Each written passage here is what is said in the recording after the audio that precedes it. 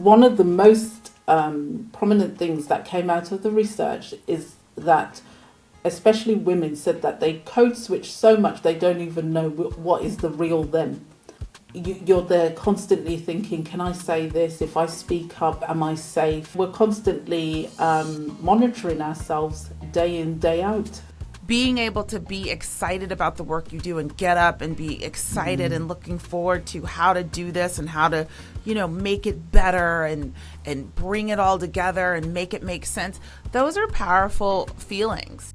Because Black people are such soulful, feeling, dynamic, innovative, creative people, we all should feel like that. We all should be able to find some form of that, in this lifetime.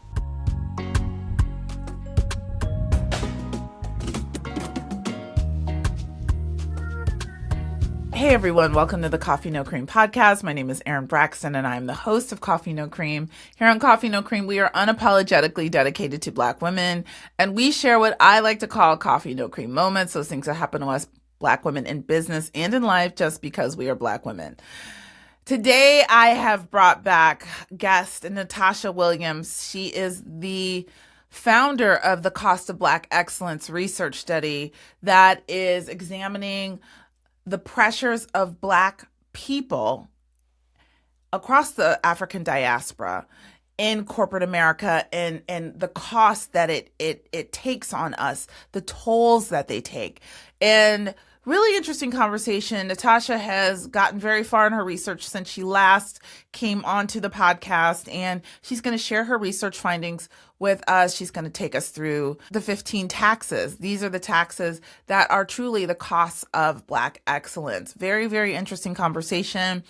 And, Natasha and I can talk and go on and on and on. And the conversation just kind of went on. We talked about what it really means to be in business as Black people, and just a community conversation on what we really need to do, some of the suggestions, how we might find ourselves able to get there, how we need to rely less on white people and everyone else to help our communities grow and flow and thrive.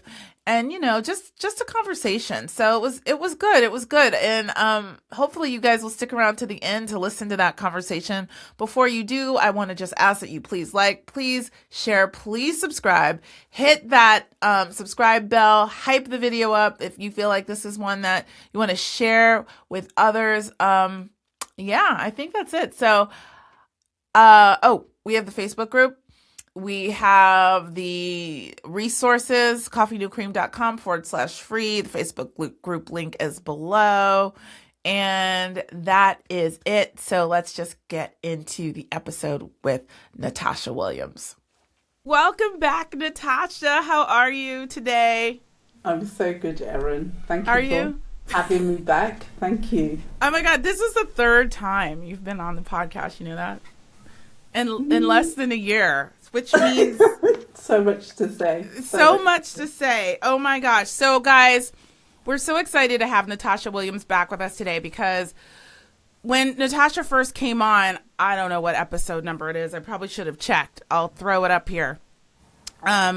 Natasha came to us to talk to us and share with us her research, the cost of Black excellence that she has been doing across the diaspora. And she promised us when she came back, when she came back, she was going to share her research results with us, which is what we're going to do today. But before we get started, for those of you who don't know Natasha, I'm just going to let you do a quick introduction of yourself, and we're going to get into the research findings and just kind of talk about what it means. So let everyone know who you are, what you're about. Yeah, I'm Natasha Williams from the UK, and I'm studying the cost of Black excellence. The research is still ongoing. I decided to get into this research because I burnt out so badly in my last career. I was a building surveyor for over 14 years, and I experienced so much racism within the industry. I decided when I recovered, on my route to recovery anyway, after getting stuck in Jamaica for 1 year, I decided to ask the question, what is Black excellence costing us? So that's why I started my research. Well, we're going to find out because I've heard some of this research already, guys, and it's costing us a lot. I mean, I think we know that, but to have it substantiated with numbers and facts and then the way that like Natasha's like broken it down, it's so intelligent. It's so intelligent. It's like, wow. You know, she's going to talk about the taxes. Like, I don't think like this. I just call it. I see it. I call it. I don't think to, so this is like a treat. So I'm just going to let you get started. I'm probably going to interject with questions or something as you keep going. So you want to roll? Do you want to share your screen first? What do you want to do? Okay, I'll share my screen so that we can have a look at these taxes and what have you. The data. Okay, sure. Can you see that? Yes, ma'am, I can see.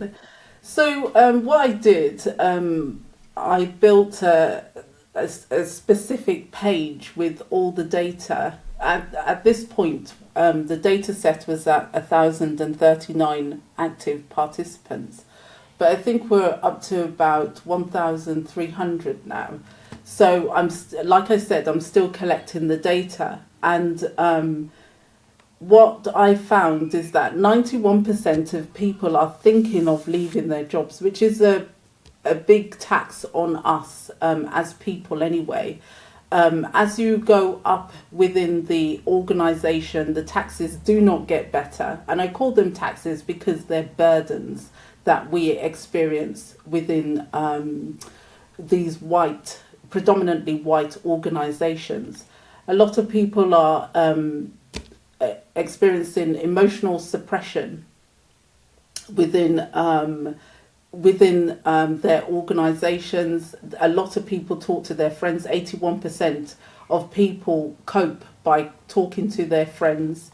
I've wait. What's emotional suppression? Tell us what that is. So basically, it's just when someone is talking to you, the microaggressions, and you just suppress that. Or the thing is that we hide we do something with our hair. We fix our hair where they're thinking, oh, can I say this at work? Can I not say this at work? Do I answer in this sort of way? Do I not answer in that sort of way?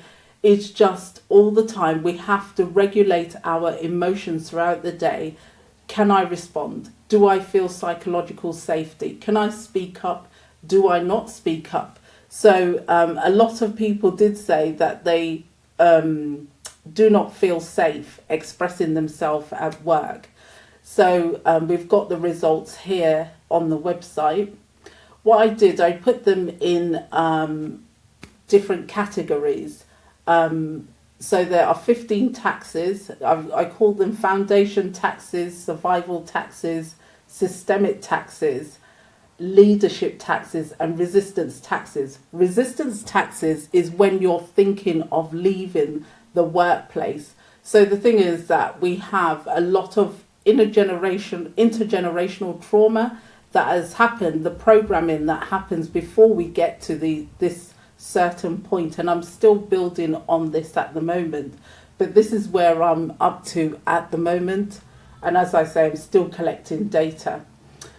So what you're able to do is to get a tax score, because I've created a site where you can actually go. I'll just quickly go to that actually, where you can actually calculate your excellence tax, and you just answer these questions, and it gives you a score at the end. I'll just quickly do this for you here. And then you get an email series that comes to you. Hold on, you got a lot going on in your house, huh? Sorry. I can hear it. Wait there, just a moment. Okay.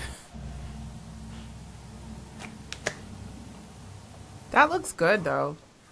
Yeah, so I created this Oh, let me just quickly fill this in. I forgot I did it this way. Gotta collect the info. And it will tell you what your percentage is, what you need to work on, what your foundation taxes are, survival taxes, systemic taxes, leadership taxes, and resistance taxes. So I help people within my community to reduce their taxes if necessary, if you do have a severe burden also. So you can always save the link to that. But yeah, that's it. So we can talk about it in detail, Erin. So you've got the foundational taxes. Tell me the tax categories again, because this is the brilliance that I think that I find fascinating. Probably because I'm not a researcher, but I just thought of yeah. So you've got your foundation taxes. Those taxes exist so that you could be just seen as competent at work. Then you've got your survival taxes. Those are those sort of taxes that help you to survive in the workplace. Then you've got the systemic taxes. That's how the organization operates. And then you've got leadership taxes. This is what happens when you are in a leadership position or in management or things like that. And then you've got the resistance taxes. That's when you start to think to yourself, do I really want to put up with this? Should I leave? Do I want to go higher? Do I just want to change careers? Do I want to start my own business, basically? Because those taxes become too much. So how did you decided to do the research? Had you identified those tax categories when you started, or are those categories what you got as a result of the research? Well, got that because of the research that I did. So I asked a couple of questions. I had the loose terminology, when I got to about 500 respondents.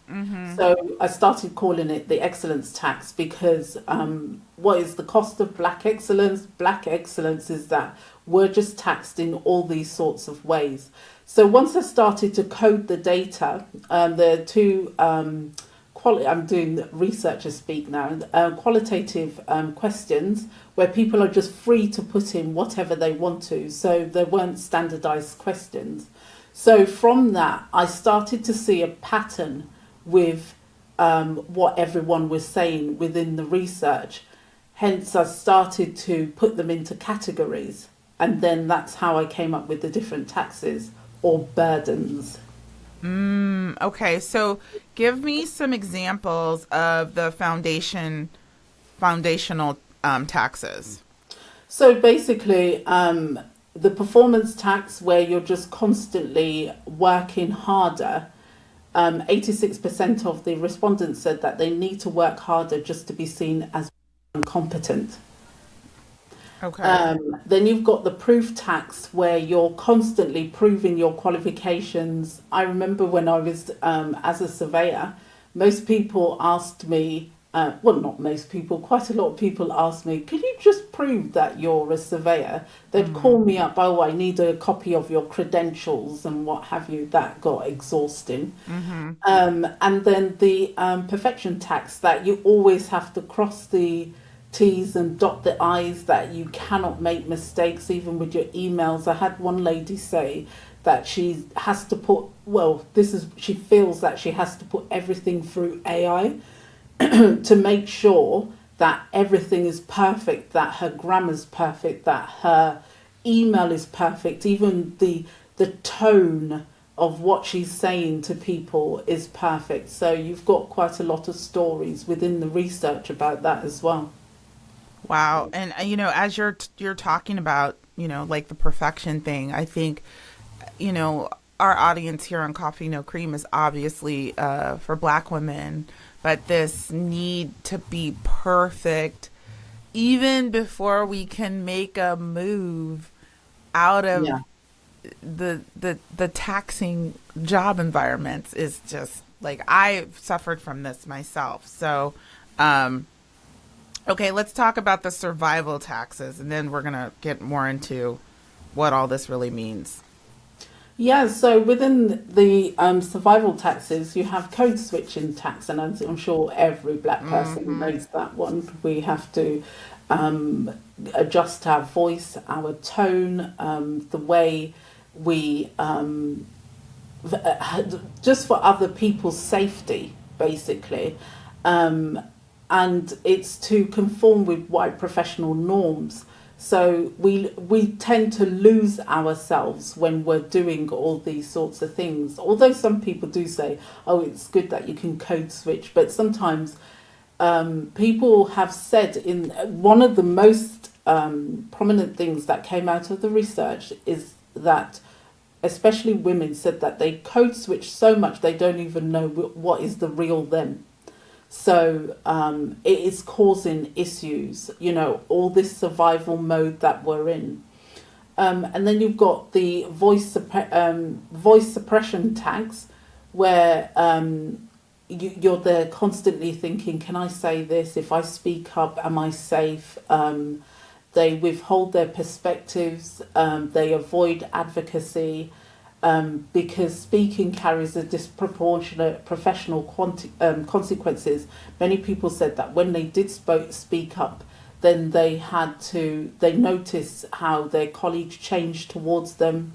They then decided that that wasn't a good idea anymore to speak up. So in order to speak, they had to go to other jobs. And the emotional regulation tax is where we're constantly monitoring ourselves day in, day out. Yeah, I was asked, it didn't happen, but I was asked to speak to one of these employee resource groups. And one of the questions they asked me was, did I think, it was for the Black Employee Resource Group at this organization, did I think that they should invite white people to come into the conversation where I would be? And I'm like, I don't have a problem with talking in front of white people, but I don't work here, right? Yeah. And I think it was decided, even though we haven't done it yet, we haven't worked together yet, but it was decided that, and they told me when they did invite non-Black people in, that everybody just sort of clammed up. It just wasn't as productive. So yeah. Mm-hmm. Yeah. Okay. Yeah, you find that a lot of people within the research said that they did not want to speak up to, especially white women. White women were actually blocking their progress at work. Sometimes they felt that white men were more productive for with their career. A lady actually said to me that she built a team of people, and when the company started thriving, she said her boss said to her, when we look at this team, it just looks as though you don't fit into this team. So she was the only Black person, and I felt like saying to her, why didn't you recruit some Black people? Right. Just to keep yourself safe. But no, she recruited quite a lot of white people. The team looked different. They told her that she needed to go. She didn't fit into the team anymore. Yeah. Oh my God. Okay, let's go on. Systemic taxes. Systemic taxes. The bias navigation taxes, the biases that people hold against us, which they are constantly going on about. Like someone wrote to me recently and said to me, gosh, Natasha, I saw something that you wrote. You're so articulate. Don't you love that one? Well, okay, for a Black woman, is it? Do they say that in England too? Yeah, they said that to me all the time. I remember I went on a survey and a guy said to me, oh my God, Natasha, your voice makes you sound so professional. Oh, I said, is that because I'm Black or is it because I'm a Rasta? Because then he just went bright red. but I do that to them all the time because I just feel that we shouldn't just sit there and take it, but they have all these biases against us. Oh, I wasn't expecting that. Oh, it could have, I didn't think you could do this. Was that really your work? Yeah. Yeah. And that leads me on to microaggression absorption tax. I can't even say that word. Where we absorb these microaggressions, and a person said it's death by 1,000 cuts. Mm-hmm. She said that she's just so exhausted. She goes home each day and she has to talk to her husband about it. The children, it's a black family.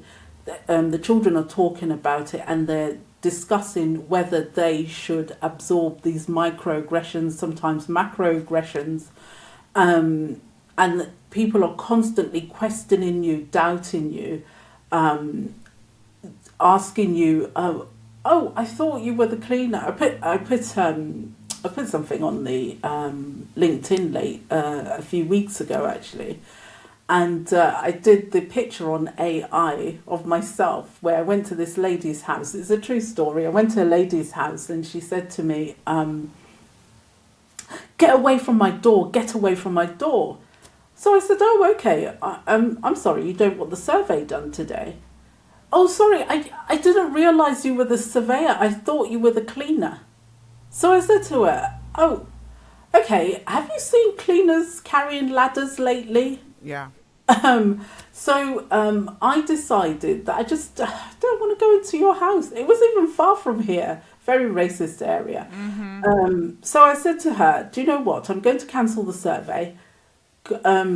Make sure you say to your the buyer that they need to find someone else to do the survey. So I just got my secretary to cancel the survey on both ends, and I just went home, and I just thought, I'm not putting up with this. Yeah. But yeah, they expect us to absorb all those microaggressions and what have you. It's just absolutely ridiculous.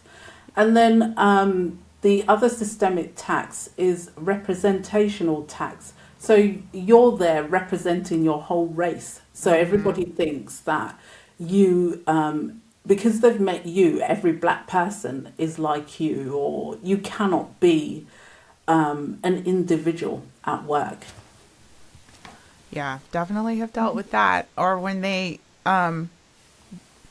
strategically use you, or yeah, I had that happen a lot in advertising. And actually, Abby, the attorney, when she was on, she talked about being used by the law firm that she worked for against black claimants.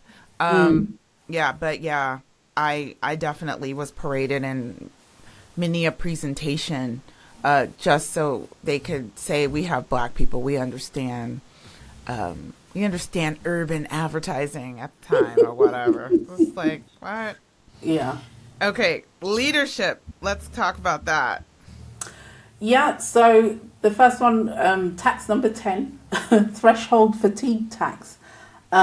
So when you go into leadership, there's no relief. It continues, it compounds. And that's when I found within the research, most people started to get extremely tired, and they started thinking, when is this going to ease up, you see? So you're constantly proving yourself again. White peers, as well, they would go into work and they would say, yes, I'm qualified to do this. In actual fact, most people said within the research, you would find that they're on track to become leaders within 5 years. One lady, it took her 15 years to get into a leadership position because she was constantly proving herself over and over again. You know, the other one I've got is unresourced sponsorship tax. It's where the thing is that you have to go outside the organisation to find your own sponsors, mentors, other black senior professionals where they can help you advance. And I had a interview with a lady as part of the research where she was always asking for help, trying to go up in, it was in the construction industry. And they were like, well, there's nothing we can do here for you. And they had a racist boss that was keeping quite a lot of the black people down, she said. But she said, I was there for 14 years. There was no advancement or anything. It wore me down so much. But then I had to sort of find my support system outside the workplace. When she did that, she started getting the energy. Then she applied for jobs outside London, in these smaller places, so that she could just get in. Yeah, and exposure without protection. So you're the only one in the organisation, or usually in that leadership position, and you've got no one to support you. Yeah. It's interesting because I think about how long I stayed in positions. It's like, why are you still here? You know what I'm saying? And I don't know if you got to the root of any of that with some of your research, but let's come back to that. Let's go on through the resistance taxes, and then we'll talk more. Yeah, so you've got the evidence stewardship tax, where you're always tracking your patterns, building cases, preserving records, basically just recording what's happening all the time, just in case, you know. So this is an extra burden on people, because they have to, all this constant proving, where you've always got to understand what is actually going on. Do I have evidence to back up myself? And I found that a lot of people within the NHS, and I think it was about 90% of the people that worked within the NHS or the healthcare sector, felt that they had to document absolutely everything in order to protect themselves on a regular basis. And this is where, with these resistance taxes, this is where people get extremely burnt out, tired, and start thinking, do I really want to do this anymore? There's the infrastructure building tax, where you've got to create those mentorship networks, peer support systems, navigation resources outside or sometimes inside the organisation, just to protect yourself. And then it's the intergenerational load tax, which is my final tax. It's where you're trying to help your junior colleagues to progress, so that there's something there for the next generation. Okay. Wow. I mean, do you see what I mean though, right, guys? This is like, wow, you know, it's like it's like, wow. Like, I feel, you know, when I look at this, I'm like, yup.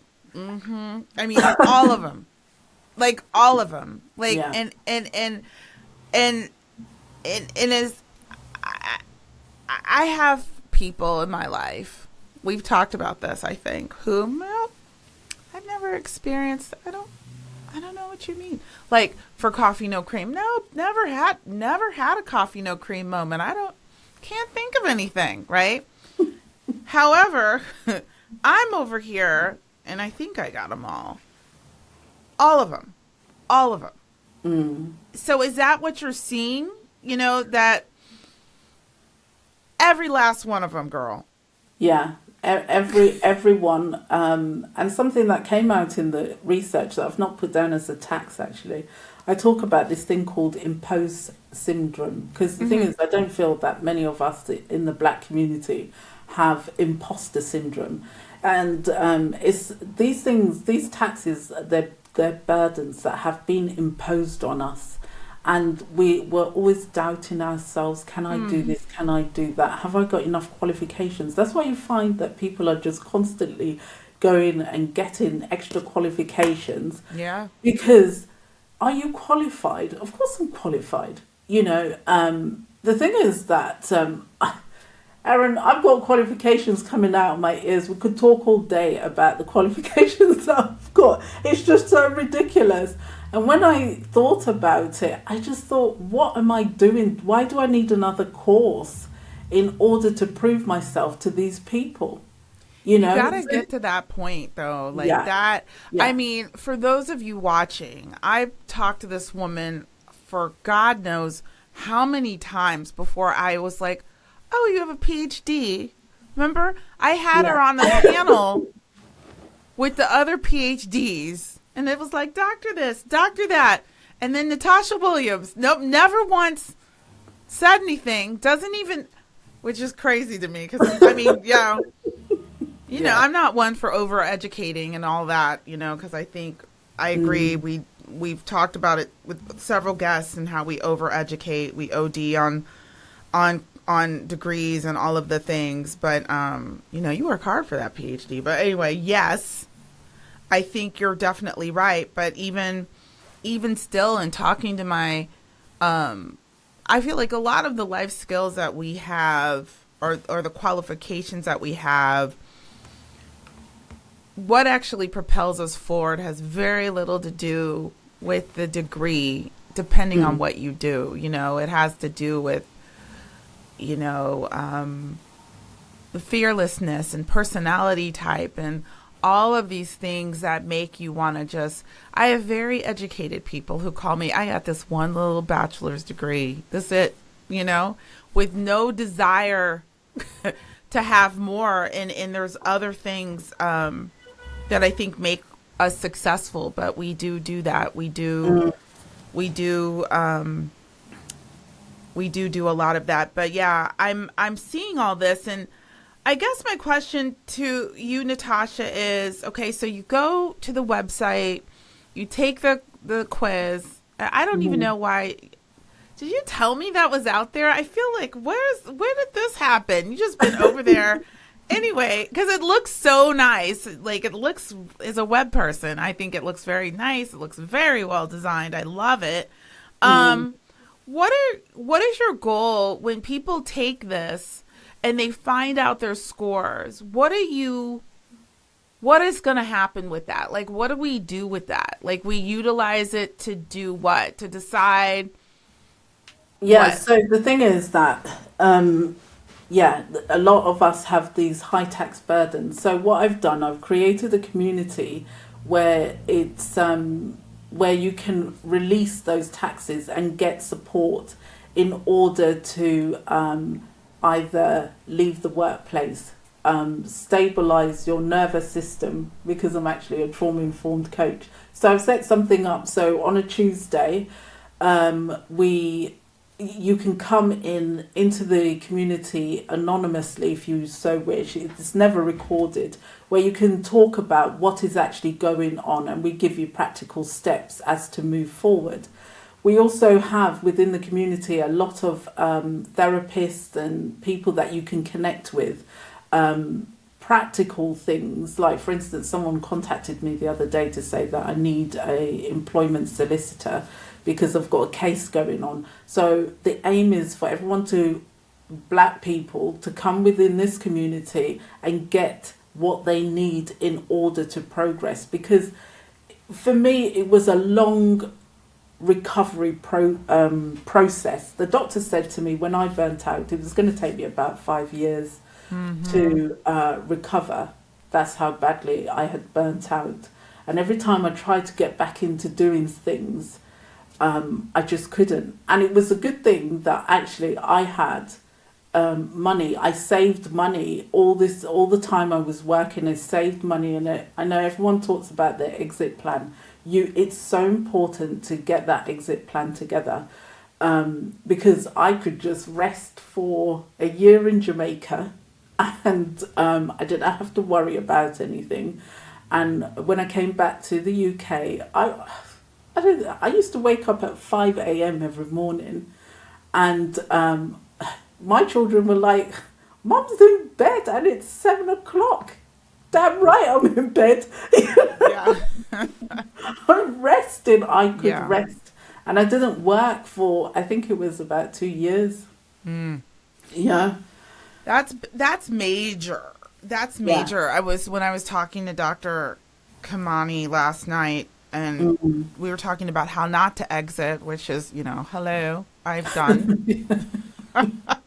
And it Yeah. wasn't, I was trying to do something. Like, I gotta give myself grace because I was in motion on things, but, Yeah. I just did not do it properly. But the effects that it has on you psychologically when you leave, you're saying 5 years to like get over, but, just the way you feel about yourself as a professional Yeah. and how that gets into your head as a professional, right? And, now I can be like, oh, yeah, I'm the shit. Like, I can do this. No, I'm really good at that. Like, I can say that, right? Yeah. Mediocre white man can say that from the very beginning, has no skills, no experience, just nothing to back it up. But we have all of that. And it's so hard for us to sometimes feel worthy. Maybe not for everybody. I'm just being honest and talking about the way I feel. So when I go through and I'm looking at all these taxes and the way you've laid it all out, it's just like validating, So we come in, we get our score, we find out, we have a very high whatever score, because the score is based on category. Yeah, it's based on categories. So the thing is that it depends on what categories you're in. I'm actually working to develop a tool so that I don't want to say what it is at the moment, but the thing Yeah. is that it would just basically let you just work on that category where your taxes are extremely high. Because the thing is that one thing I've noticed is that a lot of this is stored in the body, and a lot of the 63% of people that answered the survey said that they were affected by severe health conditions, burnout, depression. Some people were developing autoimmune issues.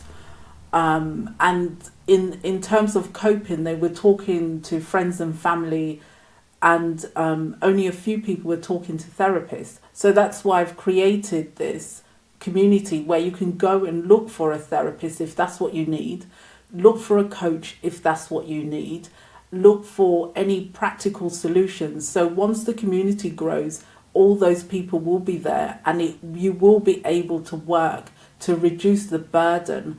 And sometimes there's no doubt about it that you've got to just exit. One thing I did find, because I looked at America, Canada, Australia, and the UK, America has the highest burden out of every country there. It's just absolutely relentless. Almost, I think it's like 98.5% of people, of American women, felt that they were carrying each and every one of these burdens, compared to 85% in the UK, compared to 63% in Australia, compared to 52% in Canada. I told you what I said. You heard me. Every one of them. And is anybody surprised when you say that? I mean, anybody American? We're not. No, Americans are not surprised. Americans have actually been praising me on the research. I think the UK market's actually coming around to it at the moment. But I've had to say, a lot of men have been quite resistant, especially black men have been quite resistant in terms of the research, because they just don't feel it's happening, that in the UK or in where? the UK, that I'm just exaggerating. This is no need for me to do this type of research. So I've had quite a bit of resistance. Anyway, 81% of the respondents are women. Well, I was just going to ask you, like, break it down, Yeah. and are black men responding to you doing this research like this across all of these Eurocentric countries? No, men are harder to get involved. I've reached out to men's networks, not interested. IT, I did get quite a few people answering from the IT sector, but they were mostly women. Yeah. I had a guy contact me who wanted to get into IT. Sorry, went away from the mic. And he was hesitant to move into corporate. I mean, I get so many emails, and not often from men, but he was like a young guy, and I was like, God help you, go, go in there, like what you said when you were on my podcast, the first time, what your father-in-law told you, go in. Go in, find out what's going on, and get out. That's it. That's all you need to do. And I feel that I got this lesson quite early anyway, because I was in my late teens when I got that lesson. And I worked. My first job was with a bunch of solicitors, and they were the first people that told me how brilliant I was. At 16, I was running a whole department of solicitors. I was actually being paid more than all the solicitors. Yeah. Because they just thought I was just absolutely brilliant. Nobody'd ever told me that I was brilliant before. But they just said to me that we have not. They had their degrees. They were all from Malaysia, so they all had their degrees, had not worked for anybody, and decided to set up a solicitor's firm for themselves. Said, I'm not working for anyone. There's no need for us to do that. So, yeah. I think once we get past the taxes, we work on ourselves internally. And, this is part of the work that I see in my future, like, again, with the whole, cohort of women that I had to pause on because I'm in Goldman and I can't do it right now, but of helping us figure out how to get our own thing. It's one thing to say it, you know what I'm saying? And people are out there, and I cannot tell you, because I have kind of flailed around in, business, and, you're trying to figure things out, and I've managed to be successful, and I'm still learning more and more and more every day. I think, though, that we need to get back to a time where, and people are talking about this, and I don't know how I completely feel about, should we still be segregated? When we were segregated, we were more successful. We had more businesses. We were doing our own thing. It was such a different time. And then we try so hard to integrate, and we lose the culture. We lose parts of our culture, truly, because we're so busy trying to integrate and assimilate into white culture, and the entrepreneurial spirit and the innovation and the creativity is being, I don't want to say it's being lost, but we have such a fear because these paths have been opened up to us that we can take to get into these other positions. And even like when I talk about just driving around here in St. Louis with my father, and, he's 82, right? So you're talking about, we're 30 years apart, and he's talking about, the time when Black folks couldn't cross this barrier. They didn't go west of this one road, and how all this stuff used to be Black-owned businesses now.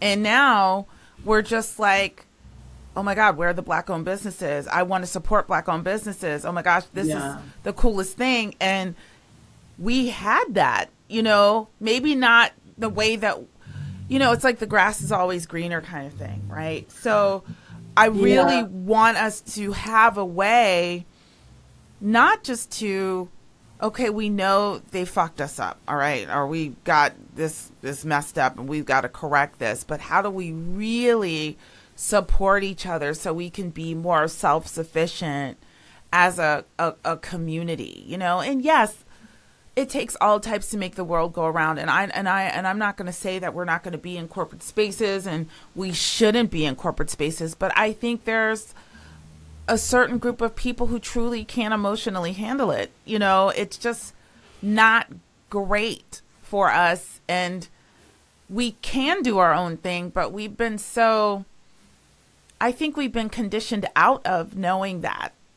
You know what I'm saying? I think the well, I think it's the same in America as well. The lack of funding that we have in terms of access to getting our own things up and running. I remember a few years ago, I was talking to a black lady where she said, I work with micro black businesses. And I said something which really upset her. I said, this is the problem with a lot of black businesses. We're all micro businesses. We're not medium-sized businesses. We're always these tiny little businesses, a business of one or something. We need to learn how to hire. We need to learn how to fire.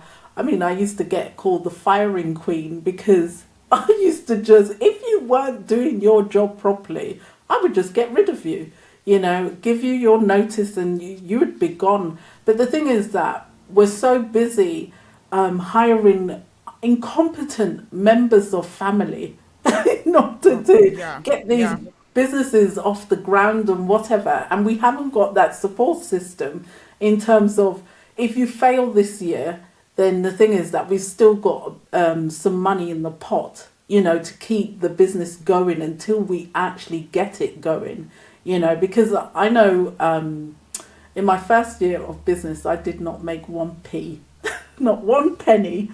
And this lady said to me, so how long is this going to take for you to realise, Natasha, that you need to give this up? I said, why would I give it up? What am I doing? Never. Yeah. Why would I want to go back and work for somebody? I know myself that, I know you were talking about this on the podcast with Dr. Kamani, is that you just could not keep a job. I'm that type of person. After about 6 months, I'm thinking to myself, what am I doing here? I just can't take these people. Yeah, I don't play the game well enough at all. I can't hide it on my face. Yeah. I can't stand to work with people who are, like, I have no tolerance for stupidity, like zero, and there's a lot of that going around. You know what I mean? Yeah. In those organizations. And the thing is that it is so difficult when we do get into our own businesses. And I found that a lot of people didn't want to work with me because it was a black-owned business. I had a white guy working for me who was a lot older than I was. And so everyone thought he was in charge of the surveying firm. And we used to do a lot of lettings. We used to do a lot of property investment and things like that. So they'd come in and they'd start talking to him. So one time this Asian guy came in and started talking to him and said that he would like to work with him and all this sort of business. So my daughter went ballistic. Have you not told them that my mum's the boss? So anyway, he told the guy that I was the boss. The guy said to him, look, I would like to work with you, but I don't want to work with black people. So the guy, Bruce, said to me and my assistant to leave the room to sort of just go out because the guy was coming. So he doesn't want to work with black people. So you just leave. You and the secretary, if you just leave so that he just thinks it's just a white-owned organisation. And I got up and I was about to leave and I sat down and I said, well, actually, no, I'm not going anywhere. I didn't get into business for people to tell me that I needed to get out of my own business so that somebody else could take over. So he said to me, well, he's got over 40 properties. I said, I don't care. He could have 1,000 properties. I don't care. I don't want him. I don't want him here. But if I was in a different financial position, because I've coached a lot of people within the property industry, And they said I would have just left. I would have just made sure I got all that money coming in. No, not me. Not doing it. You know, and here's the thing. Here's the thing. They treat us like shit. They don't want to work with us. We don't want to work with us. And I have been guilty of this because I've had some horrific experiences working with other Black people, right? Mm-hmm. Not who are really successful. This is before I was working with more successful Black people. The way we handle our business, the way we deal with each other, you know, truly, like, you know, I was just talking to you and I've mentioned this before. So I have some rental property. I had a tenant I recently had to get rid of. Absolutely insane that the bullshit that they were putting, and this is business. This is why I'm bringing this up. I'm getting messages about punishing them. I'm getting messages cussing me, calling me everything but a child of God. You know, I'm completely professional with these people. Like, I am handling it. But once I realized they could not stay in my home, I had to cut it, right? The way that they talked and dealt with me was not at all. And you know good and damn well they would not be dealing with a white man like this. They would not even come to me and talk to me. I don't want to hear your problems. I don't care. You left the house. You broke this. You broke that. You did this. You did that. You did all that. You wouldn't treat a white person this way. So we have to do some work on our own. If you truly want to be in business, you need to be in business, right? Yeah. And there's certain levels of business that you can have or be a part of or participate in, you know, and we need to learn how to respect other Black people in business. We want to have our own things. We want to deal with each other. But when we deal with them, you can't always try to hustle them down. You have to pay them what they're worth. You wouldn't do this to white people, right? Yeah. So there's a certain level of education that needs to happen because, you know, this is why a lot of times we don't want to do business with each other. But on the flip side of that, one of my best clients ever, Black guy, pays my hourly rate. I could send him a 5-figure invoice and he will pay it immediately. You know what I'm saying? Like you know, so I'm not saying that to rag on us, but we do have a way about ourselves. We want to be in business. A lot of times but it's known. Like, it's like, I cannot rely on Black people if I want to stay in business. And that's a shame, right? Can I just, the thing is that I think, I remember I was working with this Black guy. He's Nigerian, and I used to have a different attitude towards people like he did. Now, a lot of Nigerians, most of my friends are Nigerians. I'll just put it out there. And they're just like, Get us in trouble. What are your credentials? They're always going on about credentials. So this guy said to me, because he was, I had him as a manager, very, very disciplined, very strict. He was brilliant at his job. So I said I wanted to hire this lady.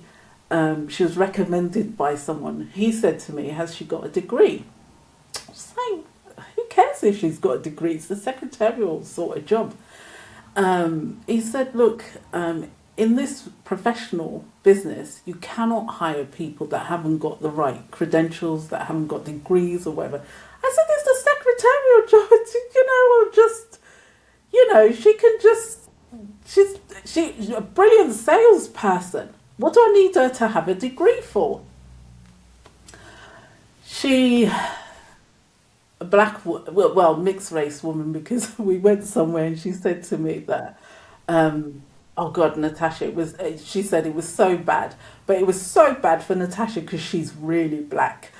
So Wow. a mixed race person said that to me, and I just laughed it off. But she was such a brilliant salesperson, but her personal life was all over the place. And I remember this was just at the start of my business, and I said to her.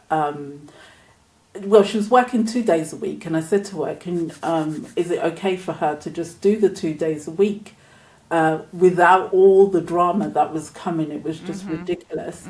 And she said to me, when we really started making some money now, I think it was only about, it was just about £3,000 a week. That was it. It was just a small amount of money, in my view, anyway.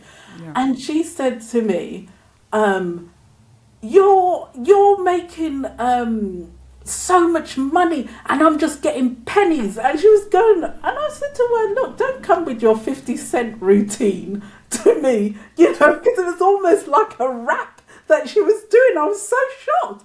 But the way she spoke to me, because I was a black person, Yeah. and I said to her, "Did you behave like this when you were working in the insurance industry, when No your way. bosses were white?"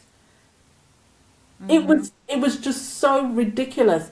And what that guy was trying to say to me is that you have to be very careful with uneducated black people, because they are very unprofessional with you. But he didn't say it like that, and I take things literally.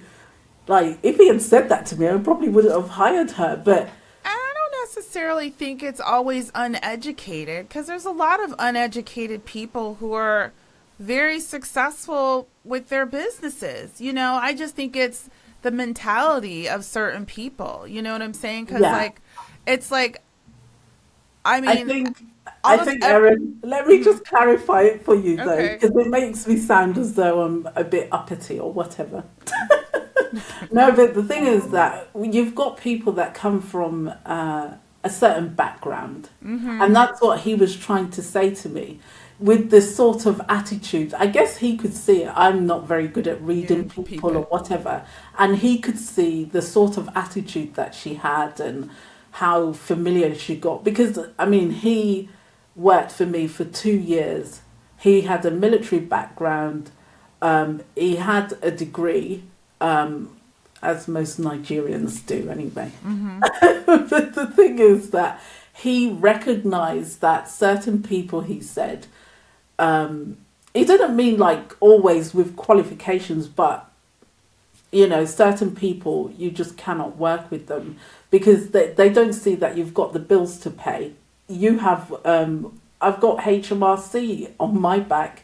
I don't. It's the IRS for you guys. Okay. Yes. Yeah. So you have to pay your taxes in order. It's not just your wage; it's the taxes on top of it. And it's like you're trying to explain how businesses run to these types of people, and I'm just thinking, I just don't do it anymore. No, and it's true. And even like what I said with my tenant, it's just like, all this stuff you guys left amiss. To who did you think was going to pay for that? You thought I wasn't going to pay for that? You thought I was going to pay for that? Yeah. So, people, yes, there are, but I feel like there needs to be, because I think so many of us want to go into business. A lot of us can go into business, but we get discouraged and, put off and turned off by it before we can even really get started. And there just needs to be the proper business school. You know what I'm saying? And I would say for anybody, but I would love for Black people to have their own business school. As I'm saying this, I'm thinking of this in my head, like maybe that's a thing, who knows what will develop as we go, but they're definitely, because we miss some things, you know what I'm saying? And we can't treat each other like this and have the success that we can't treat each other like this and have the success that we want to have. Do you know what I'm saying? Like, Because what I can tell you is, after having done this podcast now for almost a year, about a month shy of a year, we are at 11 months, I have met the most extraordinary Black women, and we're out here, who are doing amazing things, who are business minded, who have what it takes. And that's just because of the nature of what I'm doing, and I'm able to engage and interact with these types of women. But, what about the rest of us? I mean, everybody's not going to have a podcast like that, but we still want to support and do business and all of the things. And I think also, and we have to be honest, and I'm not saying we shouldn't hold each other at a certain level, but we're so busy comparing ourselves to white businesses and how white people do things. We are definitely different. I'm not saying that means we need to be unprofessional. I'm not saying that we need to mistreat people, or we need to, necessarily discount and any of that stuff, that the stereotypes that come along with what we think it means to do business with other Black businesses. But we are definitely different. We have a different culture, and the level of support that we need to show each other, how we talk about each other, how we speak about each other in public, when eyes are watching, the way we critique ourselves and measure ourselves is different. It should be different, because we are not starting off on the same level. It is not a level playing field. And, the way we begin is a lot of times often different. And I think a lot of times we're judging each other in our businesses and how we do things based on how they do things. And, that's not fair. I don't know the answer, right? I don't know the answer, but I do know what I see, right? So I do think that I remember when I was starting my first business. I started my first business when I was 17, and I went to a youth business scheme. That's what it was at the time, because I was only 17. And they taught us everything about business, how to manage our finances. I got that at school anyway, because I went to a very good school. But the thing is that they taught us how to manage our business finance, how to buy property through our businesses, how to manage the cash flow and things like that. And even when I started my surveying firm, I went for a refresher with the banks, and the banks were offering all sorts of business courses for free, and I was usually the only Black person there. And they were. I remember I went to one with Barclays, and they were quite shocked that I put this financial forecast together and all the rest of it. And the guy was like, "Oh my God, where did you learn this?" Because there was like 25 people in the class, and I was the only one that did it. I was a diligent student, but it was all taught. But the thing is that I would go to all these business courses because I don't know everything. I don't know a lot of things. Marketing courses. Through the bank, you can get all these sorts of courses. Every region has a business hub here. So you have like your chambers of commerce. I don't know if you've got it. Yeah, we got it. In America as well. I think that as Black people, we need to take advantage of what is there. They even show you how to apply for grants, apply for loans, how to get your credit in order, how to do all these things. Like you've gone on to the Goldman Sachs program, which is proven to be quite a good foundational program. If you had that 10 years ago, where would your business be? Yeah. So we need to take advantage of what is there, instead of listening to people who are not business owners, who have never been in business. I mean, the only reason why I was attracted to business is because my auntie, I worked with her from the age of 10. She had a shop, And I quite like this lifestyle that she had, where she didn't go to work, and Yeah. my auntie was sitting working from home in the 80s, and I'm just like, this is the life, But she's a seamstress. Mm-hmm. She's a seamstress, Yeah. and she's working from home. And then I had another auntie who had her own cafe, and she had 5 cafes by the time she sold up and went to Jamaica. And I just thought, my mum comes from a very big family. Mum's the youngest of 15. Oh, wow. My mum didn't have a business or anything, but she always believed in working for somebody else. But all my brothers and sisters work for other people, but they think I'm crazy because I don't like working for other people. No. They think there's something wrong with me because I just want my own thing. But I've Yeah. been able to surpass them quite quickly by just having my own business. It gives you a level of freedom, but I think we need to learn it. We need to learn business properly, how business Exactly. works a lot better than we do. Yeah, it just seems like a huge project for the community, and it seems like something that we really need to take and really do something with. There's a lot of people, I did this, I made, 6 figures in a month, I did da da da da da, a lot of this stuff, and I'm not hating on them. If you did that, that's fine. And maybe more than I do. Most things aren't that easy. Most things aren't sustainable like that, and you just got to get the fundamentals down. These, maybe they're your gurus. I don't know. There's so many gurus right now. Yeah, my thing is that I will go out to proven businesses that have been operating for a very long time. Say I wanted, like for instance, when I wanted to get into surveying, I went out to a surveying firm to work with them for a little bit to see how it worked. And then I was just asking questions like I was some sort of apprentice. Mm-hmm. Started contacting people within the industry, talking about it to see whether I really wanted to go down that route, basically. So I did that for about 2 years. I used to travel, I think it was nearly 300 miles to go and get mentored by somebody and shadow them. And everyone in my family was like, why are you doing this? Why would you travel all that way? I'm not volunteering for anything. But sometimes you just have to volunteer, get those skills in order to get to where you want to go. Absolutely.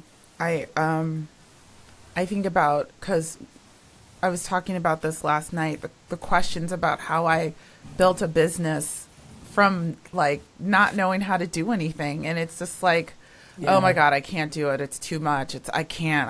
I'm like, okay, well then don't, you know what I'm saying? But then you look at a person like years later and you're like so in awe of what they did, and all they did was do what they needed to do to make that happen. It's just, it's not that sexy. It never is, all the stuff that a lot of people are seeing right now, especially with, TikTok and Instagram and all these entrepreneurs. It appears sexy, but it's not, and a lot of the success comes, like people tell you, in the boring day-to-day stuff that you're doing, that it just doesn't really look like anything. It's a pain in the absolute ass. It's not easy. But you get somewhere. I've put a lot of people off business because I'll tell you as it is. Oh God, it's been really difficult this month, and I'll go into the detail of how difficult it was, why it was difficult.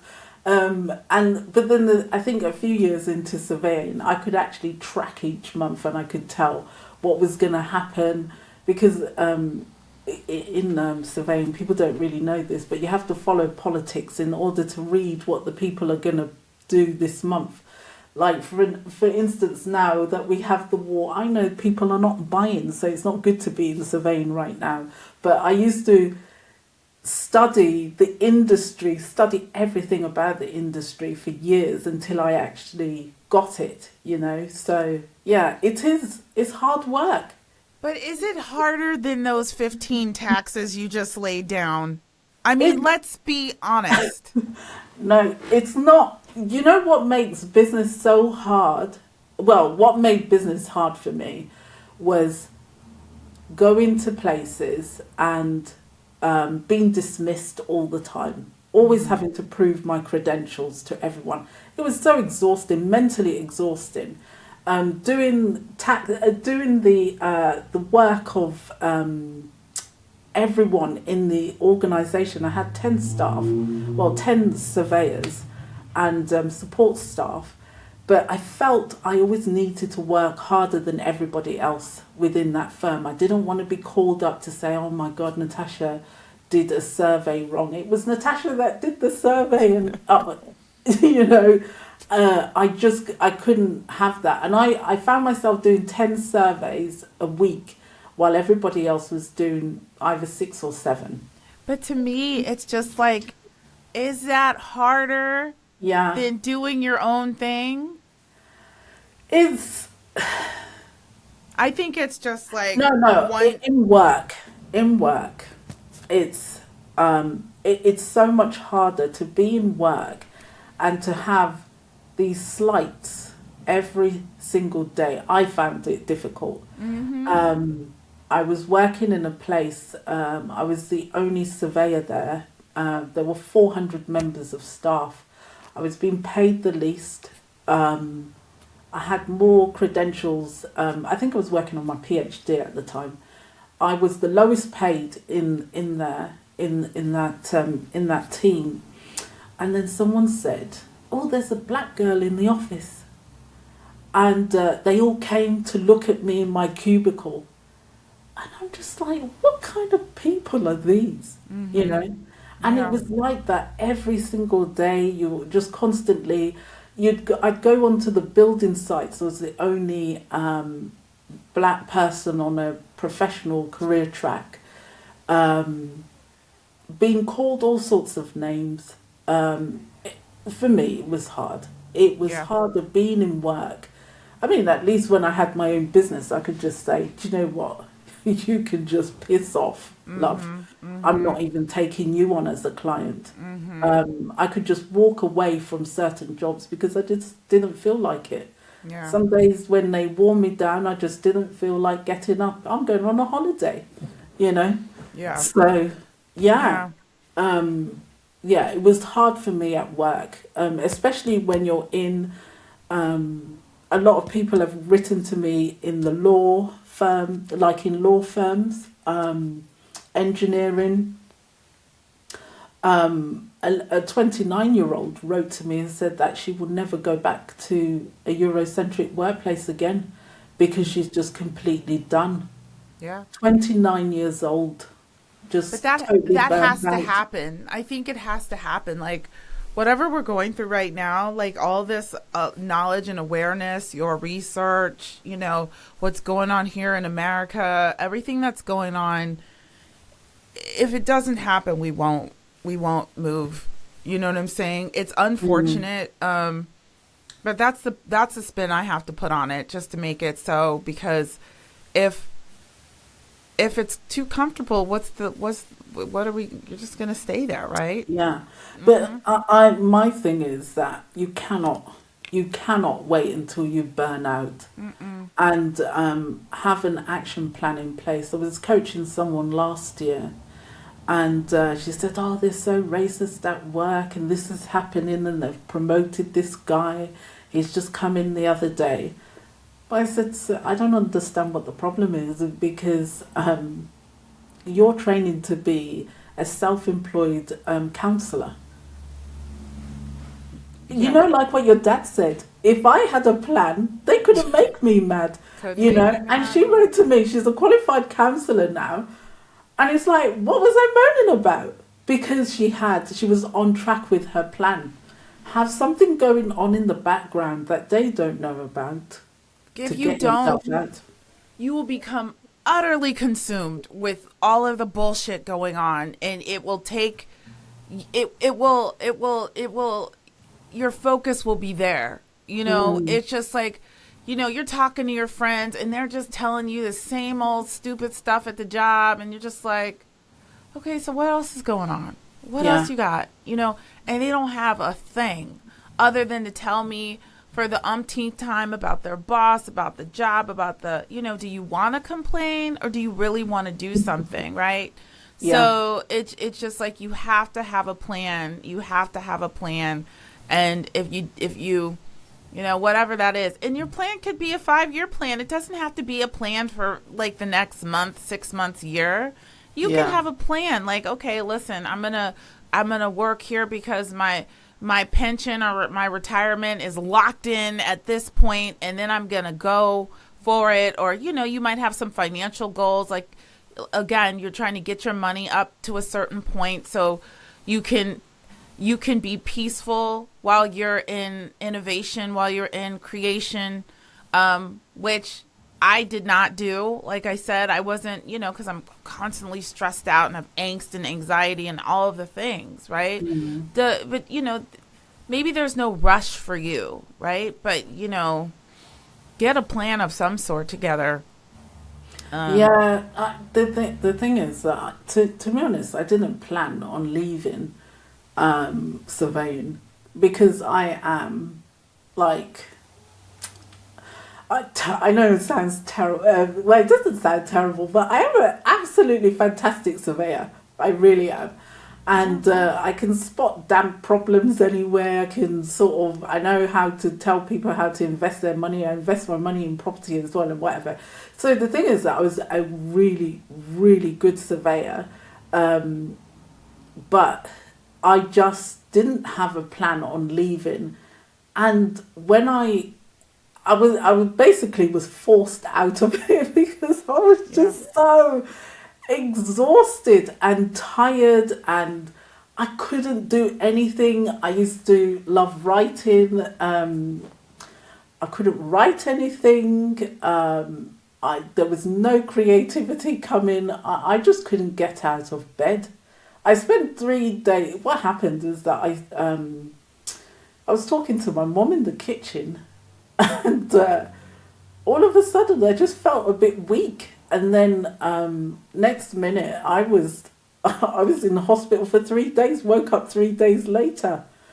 And I felt so rested, but then I went back to work and then I was exhausted again. I just couldn't get over it. So I took a trip. I said, let me go on a holiday by myself to Tunisia.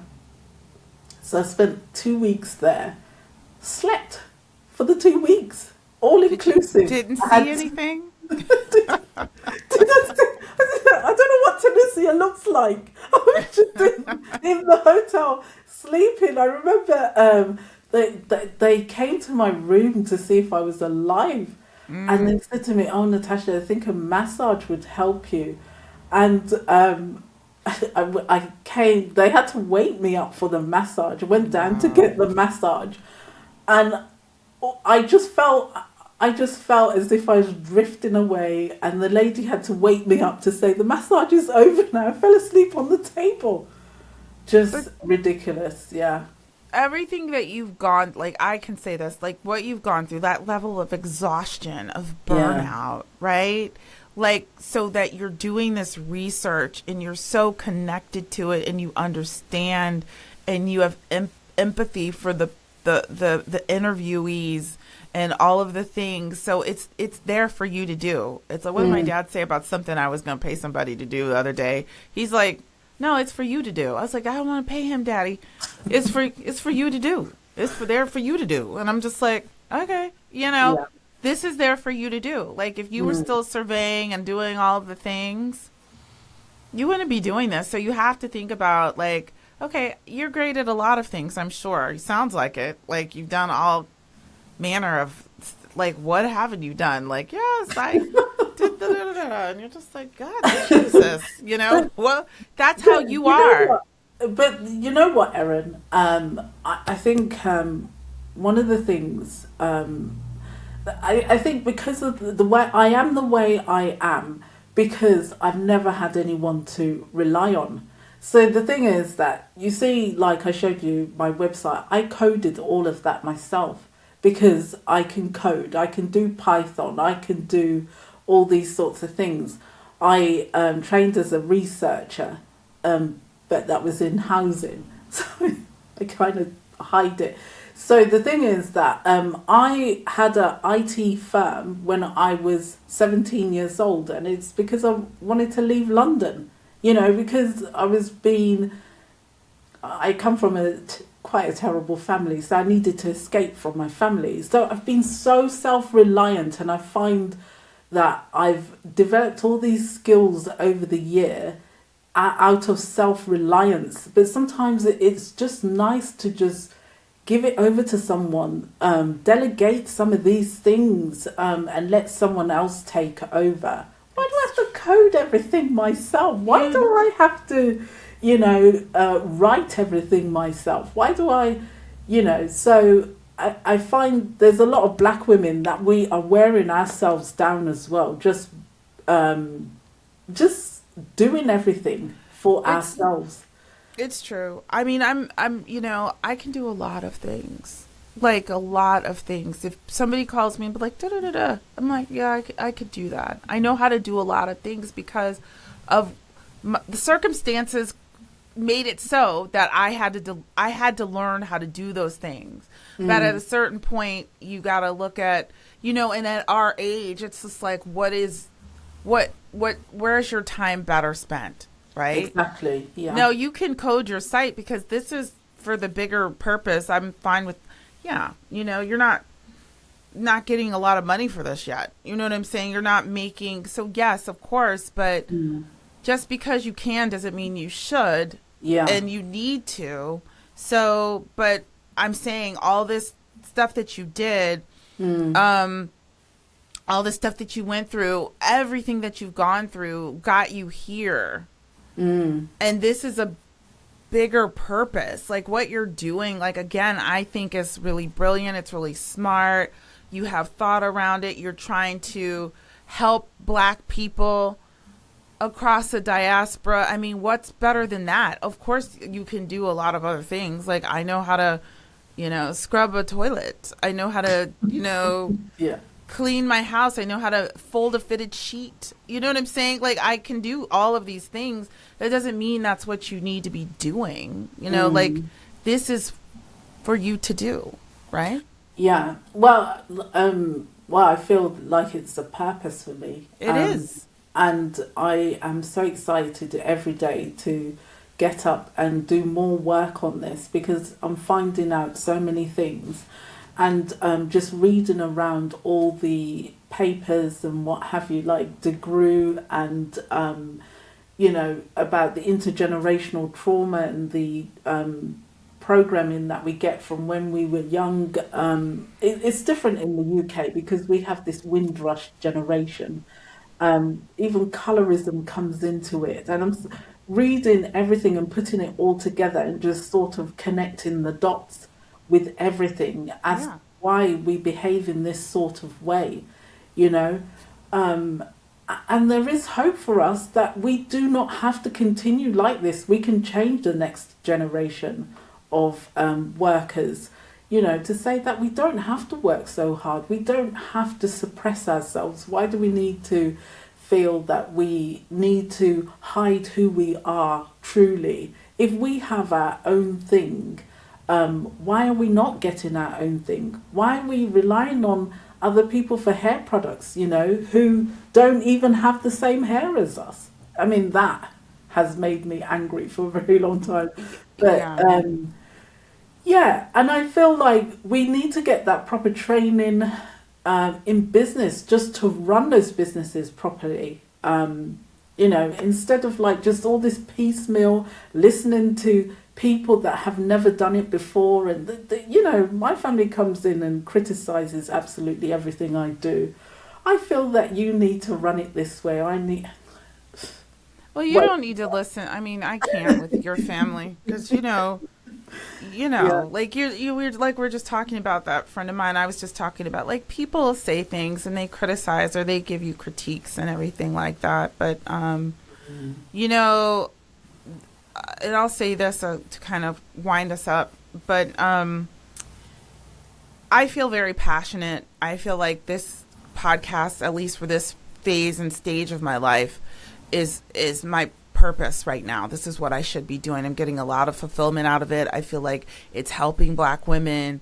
I've never had a profession that did that, right? It just I worked in advertising. I made clothes, you know. It was Yeah. all silly. You know, I'm not saying it like what was fine, but I'm wanting to be able to give back and do something greater. And what you're doing is so huge and so along those lines, right?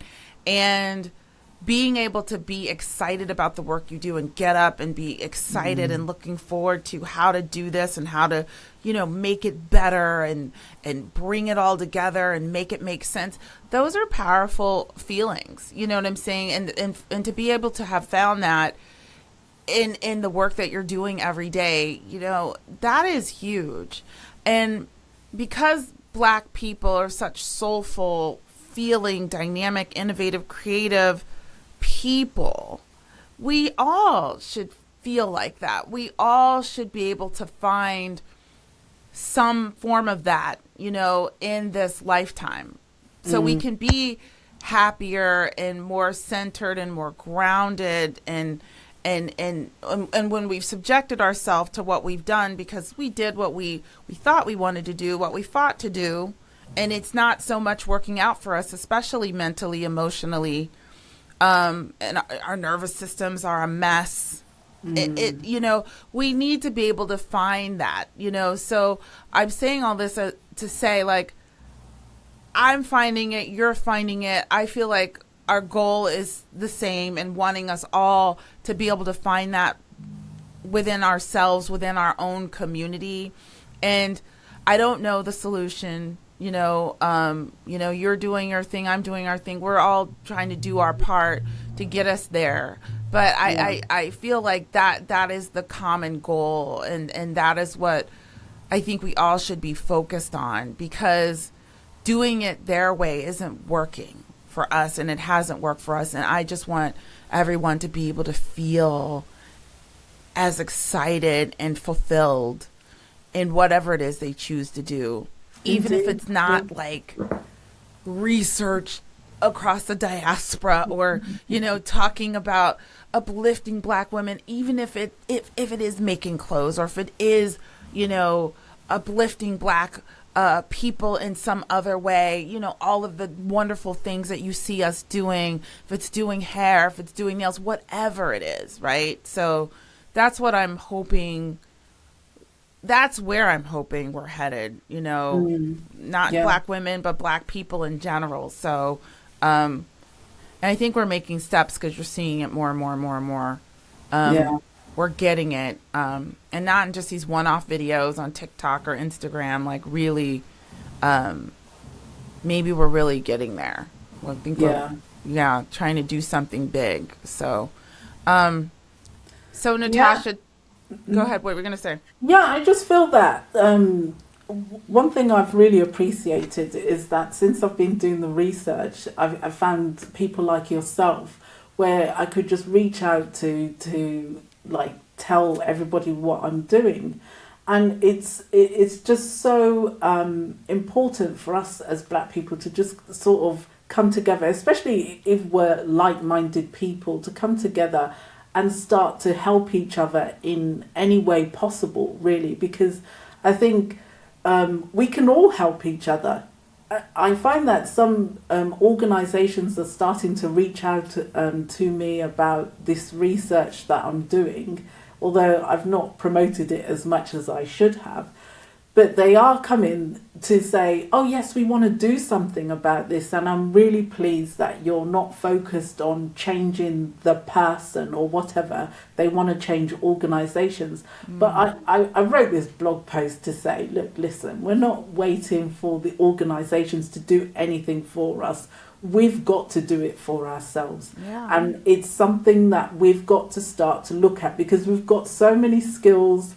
We've got so much intelligence that we're not using in the right way, and we're giving all that to those sorts of organizations for them to just wear us down. And if we can find a way to come together to get these things sorted for ourselves, it's just going to make such a difference across the diaspora, and the way people would treat us will be a lot better. Because I'm one of those sort of people, I'm a person like, I don't want to beg you for anything. I want you to come to me. That's it. And that's how I run everything. If I want something, I'm going to attract you. I'm not going to go and beg you for anything. Well, that's where we need to be. So tell people where they can find the community, and what, you said there's courses, there's Tuesdays, and then I know there's a Friday thing. Tell us about it. There's a First Class Friday, which I hope that you will come on to at some point. Yeah, have me on. Come on. What time is it over there? What time do I have to be awake? What?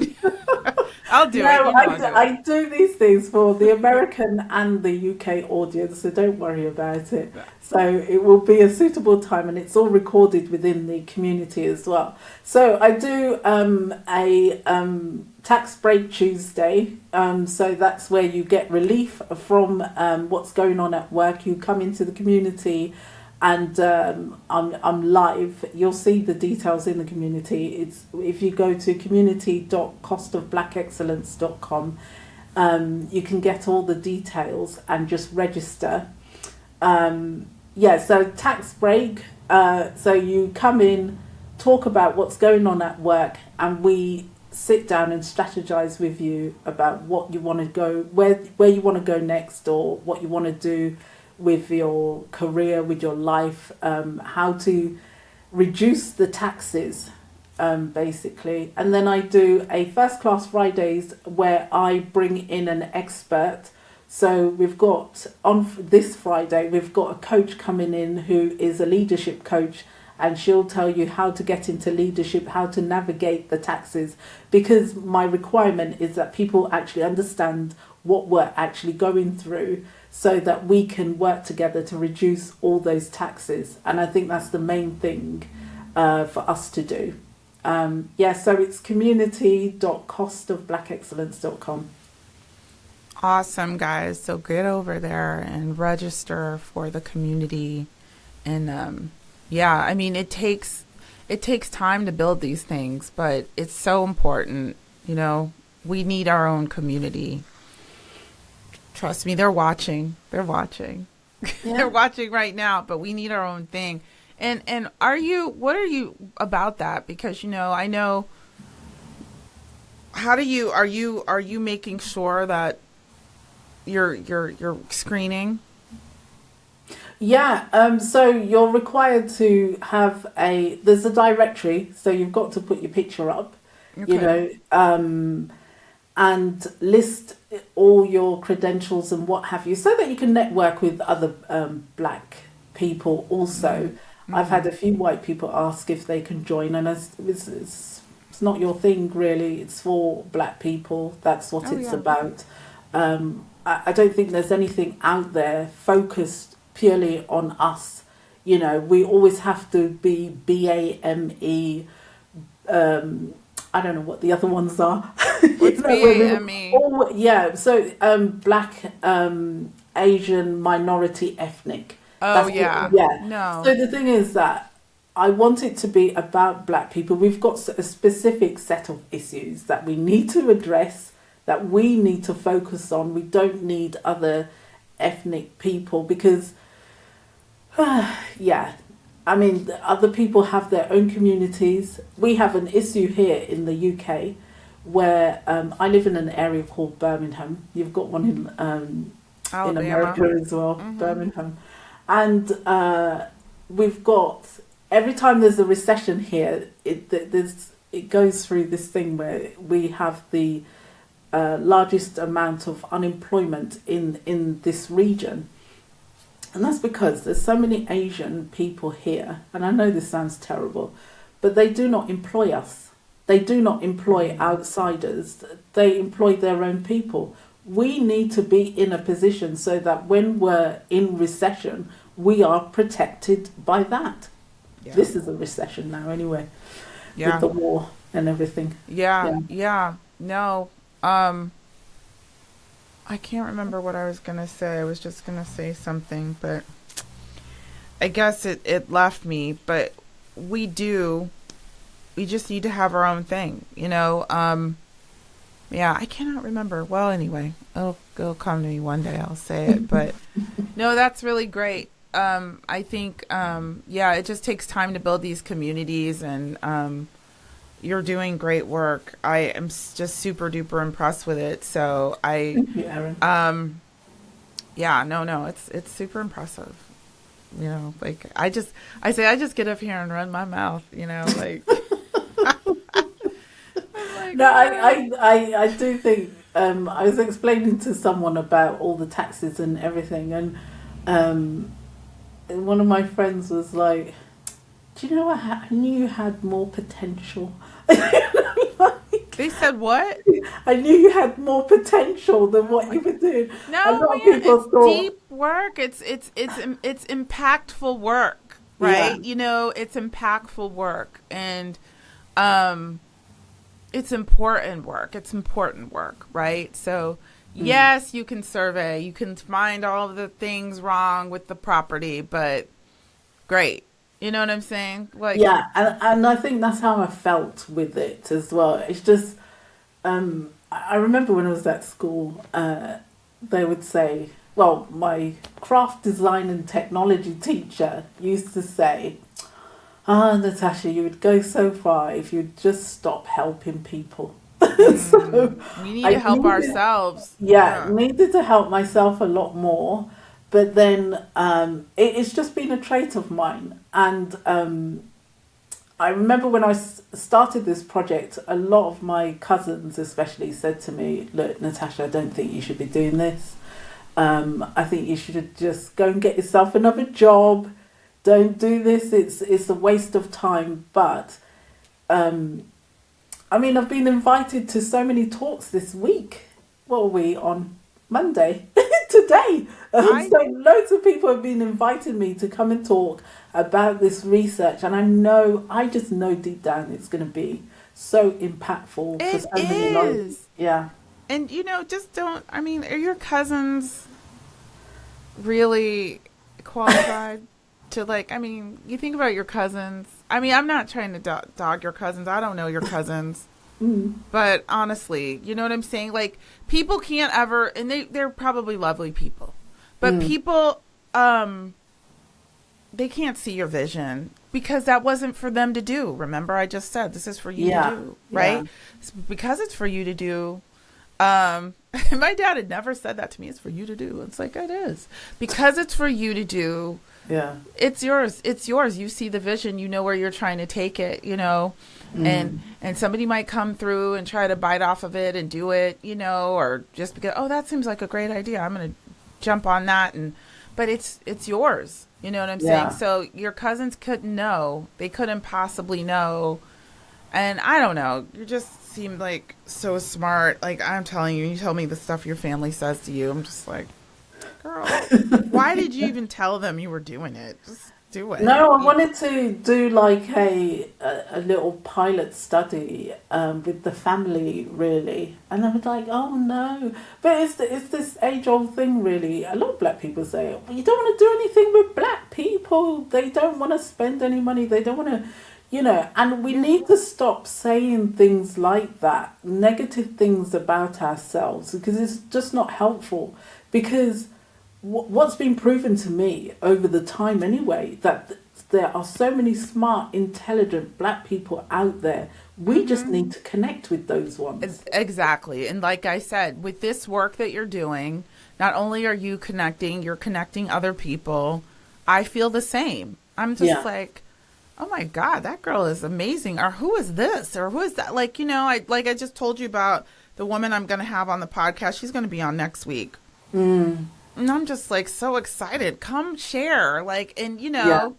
Just so many amazing people. Maybe everybody's not going to have a $1 billion company that they're going to create, or they're not going to, do the thing that's just huge, but they're having an impact. They're doing important work. They're there available for you to connect with, to work with. So we got it all. So yeah, indeed. Well, guys, did you want to say anything else? Because I'm going to wrap us up, because we've been recording now for an hour and 40 minutes. Right. Oh, dear. I thought it was just an hour, No. Do you see the timer at the top of the screen? Can you see that? No, I've made it small, you see, so I could read the website and everything. Yeah, okay. No, I could talk to you forever. I know. That's what Natasha and I have calls. And we're like, oh, let's do accountability calls. And then we get on, and it's just like 4 hours later. It's like, I have to go. I'm not doing anything. I have to go do something for my dad. What the hell? My dad's waiting on me, or I got to go try to make $1 today, at least. Yeah. So anything else you want to say on the close up? Community. No, that's it. I mean, just come to the community, find your people, get the support and help that you need, because the first step is to measure your tax. You'll get the score.costofblackexcellence.com when you join the community. You'll see the link within the community, as the community links out to absolutely everything that I'm doing. So I'm developing psychometric tests and all sorts, specifically just for Black people. So, yeah. Black people, we got some stuff happening around here. This is amazing. Well, Natasha, thank you again for coming back. I'm sure we'll see you again sometime in 2026 or we're already almost in May, or 2027. We'll see you again for sure. Yeah. Maybe she'll come on. Yes, maybe she'll. You got good information, and it's funny. Well, the thing is that I am updating the research all the time. My next target is 2,000 people. So yeah. Okay. Anybody who wants to come and take the survey, because once we get to 2,000, then we can start to influence international policy, local policy, and things like that. So yeah. That's what I'm saying. This is smart stuff, people. All right. I mean, I'm telling you, like I said, I just run my mouth. I'm just up here. This. Yeah. It's like, oh, that's pretty smart. Anyway. Well, thank you so much, Natasha, for coming back. And thank you guys for sticking through it with us for this long edition of Coffee No Cream. Please like, share, leave me some comments, leave Natasha some comments, talk to us down below, and we will see you in the next episode.